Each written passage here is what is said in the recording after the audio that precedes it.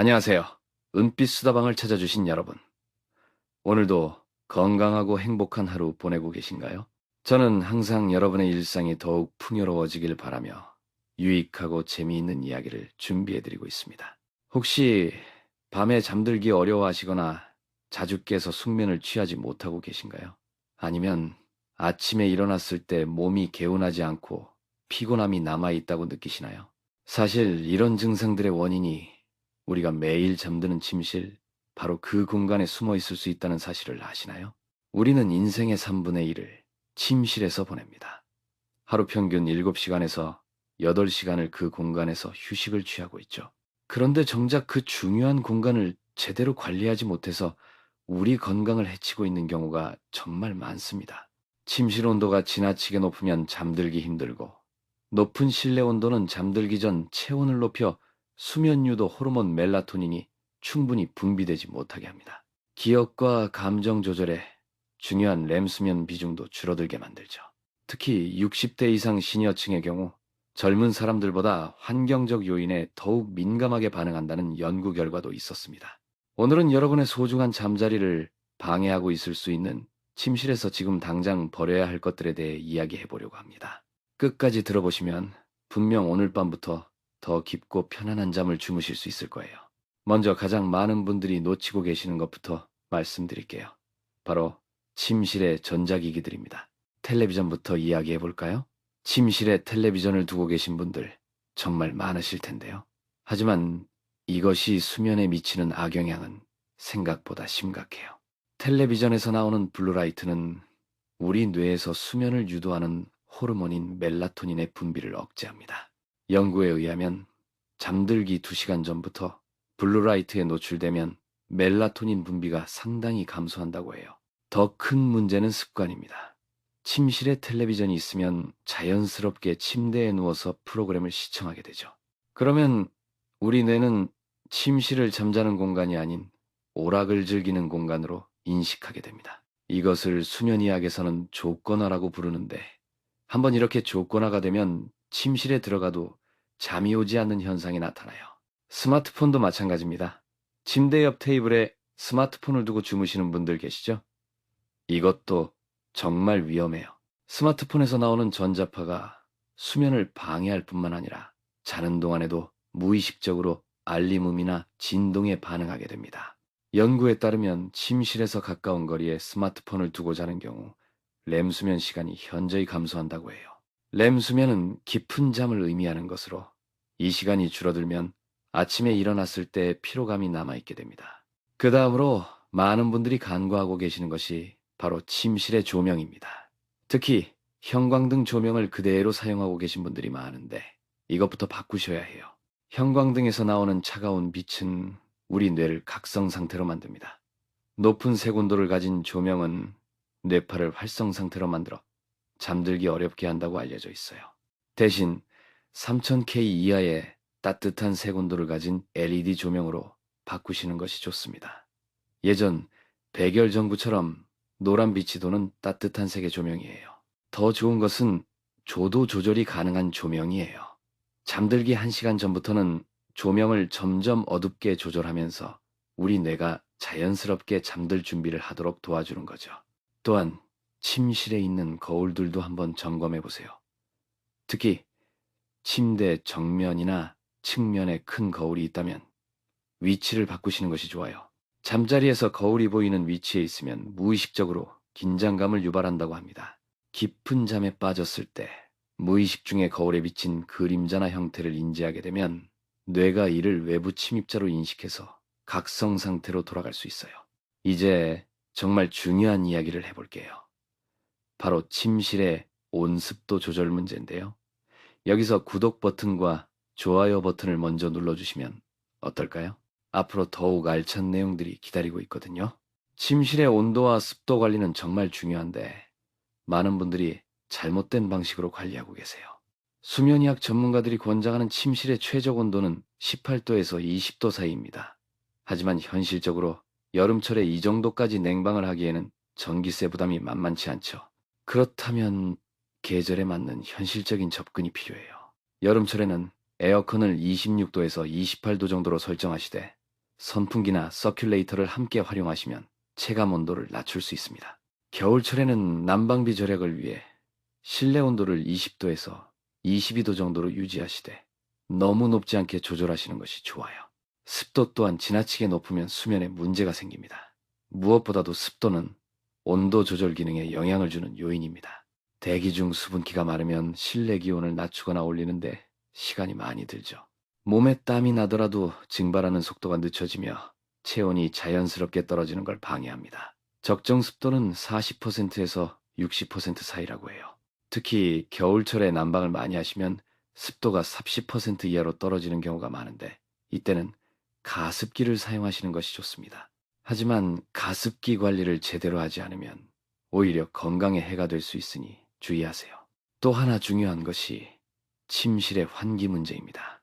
많은 분들이 추위 때문에 창문을 꽁꽁 닫아놓고 주무시는데 이렇게 되면 이산화탄소 농도가 높아져서 수면의 질이 떨어져요. 침실의 이산화탄소 농도가 높아지면 렘 수면 시간이 유의미하게 감소한다고 합니다.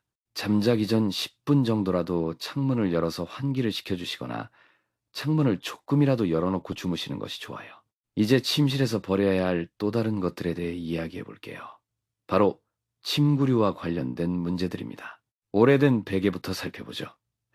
베개의 수명은 보통 2년에서 3년 정도인데 5년, 10년씩 같은 베개를 사용하고 계신 분들이 의외로 많아요. 오래된 베개는 모양이 변형되어서 목과 어깨를 제대로 지탱해주지 못할 뿐만 아니라 진드기나 세균의 온상이 될 수 있습니다. 연구에 따르면 3년 이상 사용한 베개에서는 집진드기가 상당히 많이 서식하고 있다고 해요. 이런 베개를 계속 사용하면 알레르기 비염이나 아토피가 악화될 수 있고 이는 당연히 수면의 질을 떨어뜨리겠죠. 매트리스의 수명은 대략 7년에서 10년 정도인데 오랫동안 사용한 매트리스는 스프링이 약해지거나 움푹 패여서 척추 정렬에 문제를 일으킬 수 있어요. 아침에 일어났을 때 허리나 어깨가 아프시다면 매트리스 교체를 고려해 보셔야 할 때입니다. 이제 침실에 있으면 안 되는 식물들에 대해서도 이야기해 볼게요. 많은 분들이 공기 정화 효과를 기대하고 침실에 식물을 두시는데 모든 식물이 침실에 적합한 것은 아니에요. 특히 밤에 이산화탄소를 많이 배출하는 식물들은 침실에 두면 안 됩니다. 대부분의 식물들은 낮에는 광합성을 통해 산소를 만들지만 밤에는 호흡작용을 통해 이산화탄소를 배출해요. 침실같이 밀폐된 공간에서는 이것이 공기의 질을 떨어뜨릴 수 있습니다. 만약 침실에 식물을 두고 싶으시다면 산세베리아나 알로에처럼 밤에도 산소를 배출하는 다육식물을 선택하시는 것이 좋습니다. 인공 방향제 사용에 대해서도 주의가 필요해요. 방향제를 만들 때 사용되는 여러 가지 화학물질 때문에 호흡기에 자극을 주거나 장기 노출 시 건강에 부정적 영향을 줄 수 있습니다. 특히 천식이나 알레르기, 비염을 악화시킬 수 있고 두통이나 피로를 가중할 수 있습니다. 특히 시니어층은 젊은 사람들보다 이런 자극에 더 민감하게 반응한다고 합니다. 만약 침실에서 향을 사용하고 싶으시다면 천연 에센셜 오일을 아주 소량만 사용하시거나 라벤더 같이 수면에 도움이 되는 것으로 알려진 향을 선택하세요. 또 중요한 것이 침실의 색상 문제예요.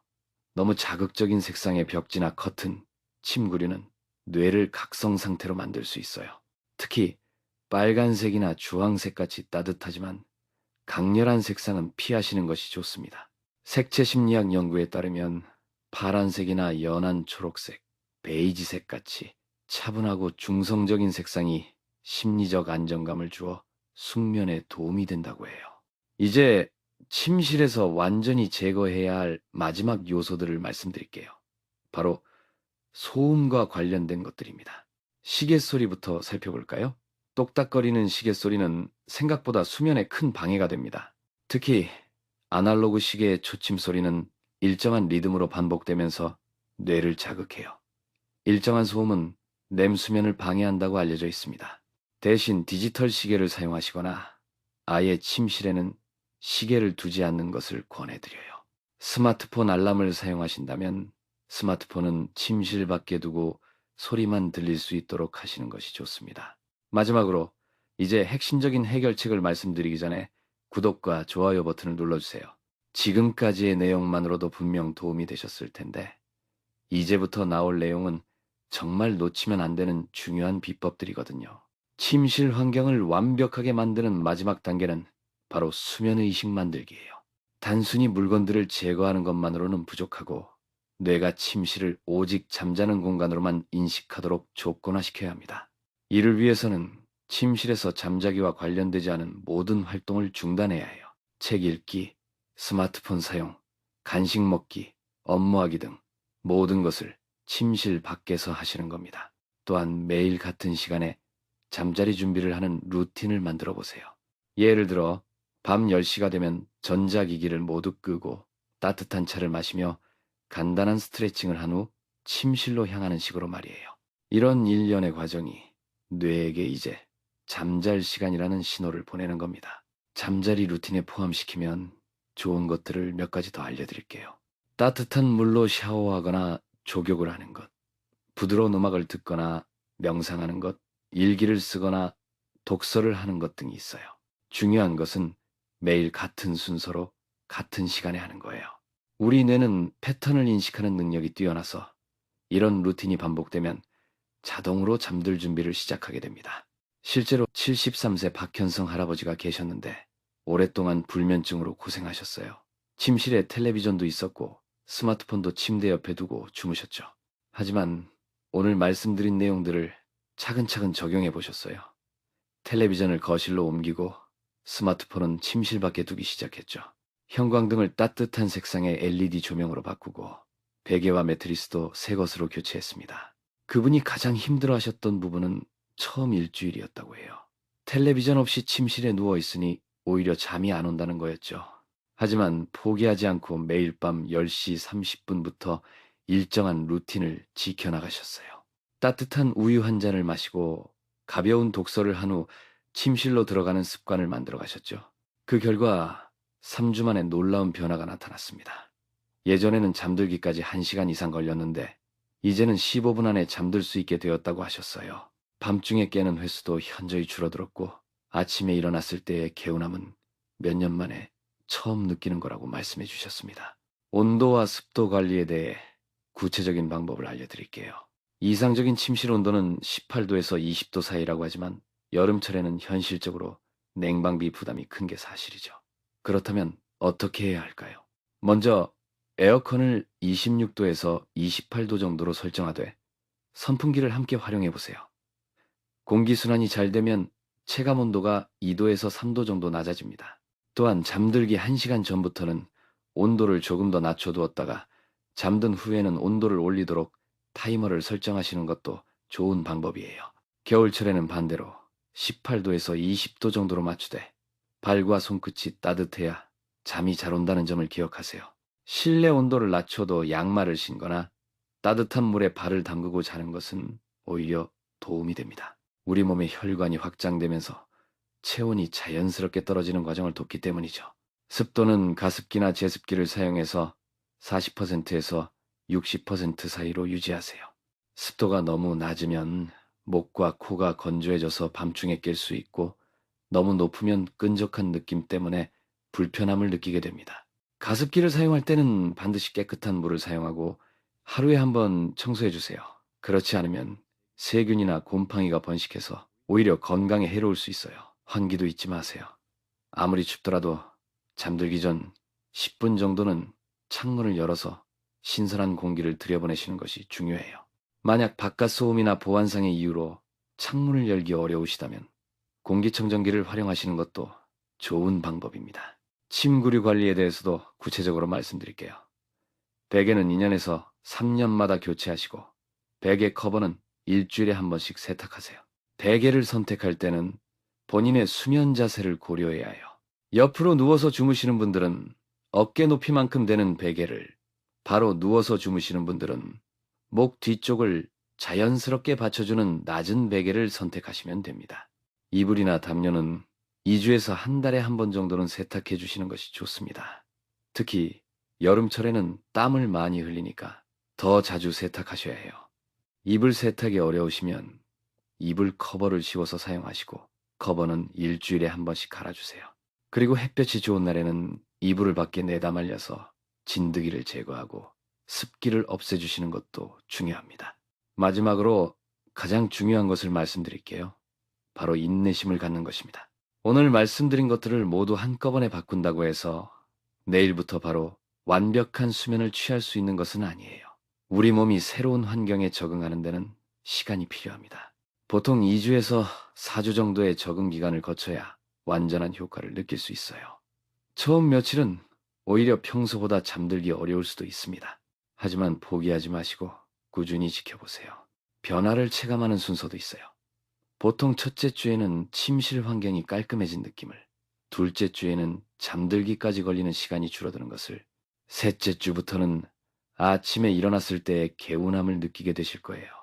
분명히 좋은 결과가 나타날 거예요. 지금까지 침실에서 지금 당장 버려야 할 것들에 대해 자세히 알아보았습니다. 텔레비전과 스마트폰 같은 전자기기, 부적절한 조명, 잘못된 온습도, 오래된 침구류, 부적절한 식물과 인공방향제, 그리고 각종 소음 요소들까지 정말 많은 것들이 우리의 소중한 잠을 방해하고 있었죠. 하지만 이제 여러분은 어떻게 해야 할지 정확히 아시게 되었어요. 오늘 당장 침실을 한번 둘러보시고 수면에 방해가 되는 요소들을 하나씩 제거해 보세요.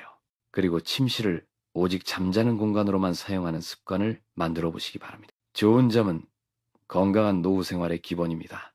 충분하고 질 좋은 수면을 통해 면역력도 높이고 기억력도 개선하고 무엇보다 매일매일 활기차고 행복한 하루를 보내실 수 있을 거예요. 여러분의 소중한 건강을 위해 오늘부터 당장 실천해 보시기 바랍니다. 작은 변화가 큰 차이를 만들어낼 거라고 확신해요. 다음 시간에는 아침에 일어났을 때 몸을 개운하게 만드는 기상 루틴에 대해 이야기해 볼 예정입니다. 좋은 잠만큼이나 중요한 것이 바로 상쾌한 기상이거든요. 어떻게 하면 아침부터 활력 넘치는 하루를 시작할 수 있는지 구체적이고 실용적인 방법들을 준비해서 찾아뵐게요. 오늘도 은빛 수다방을 찾아주셔서 정말 고맙습니다. 여러분 모두 오늘 밤부터 깊고 편안한 잠 주무시길 바라며 항상 건강하고 행복하세요.